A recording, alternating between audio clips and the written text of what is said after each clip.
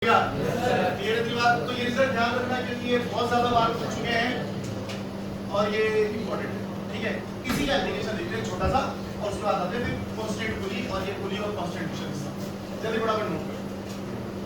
तो यहाँ से कैसे क्वेश्चन बन जाते हैं, एसेप्शन रीजन टाइप ऑफ क्वेश्चन बन जाते हैं। यहाँ से इन बातों से जो बातें बोली जाती है, ऐसा नहीं आपने सूडो सीख लिया तो आप उसको ब्लाइंडली फॉलो कर रहे हो, pseudo course pseudo course pseudo course pseudo course actually में कोर्स है ही नहीं होता, ठीक है। तो बाहर वाले फ्रेम में A net is equal to F net by m, बाहर वाले फ्रेम में ये A टोटल एक्सेलरेशन है, ये मास, ठीक है। इस वाले फ्रेम में A net 0 है और m में एक फोर्स। बोलो भैया, पक्की बात है बिल्कुल 100%, बहुत बढ़िया। आगे चलते हैं।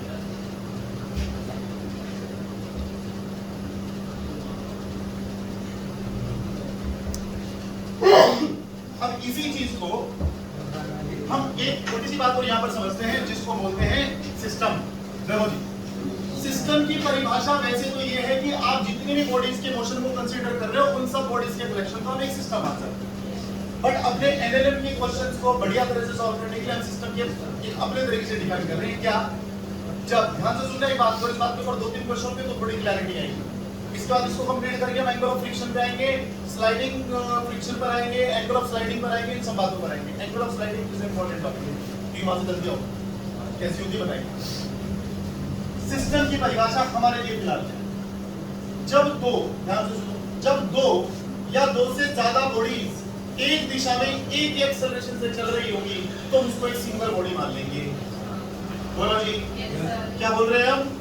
जब दो या दो से ज्यादा बॉडीज एक साथ एक दिशा में एक एक्सेलरेशन से चल रही होगी तो उसको पूरे कलेक्शन ऑफ बॉडीज को हम एक सिस्टम या एक बॉडी मान लेंगे, ठीक। फॉर एग्जांपल हमने बोला भैया यहाँ पर एक ब्लॉक रखा है m1, यहाँ पर एक ब्लॉक रखा है q2, this is m1, this is m2, बोलो जनाब।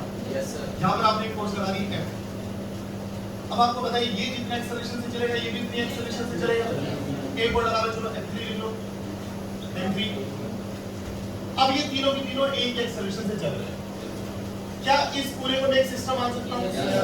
और क्या इस सिस्टम का मास, total mass m1 + m2 + m3 हो गया? बोलो बेटा। चलो इधर फोर्स लगी है F। क्या ये सिस्टम है? यस। क्यों? क्योंकि सारे के सारे एक ही दिशा में एक एक्सेलरेशन से चल रहे हैं।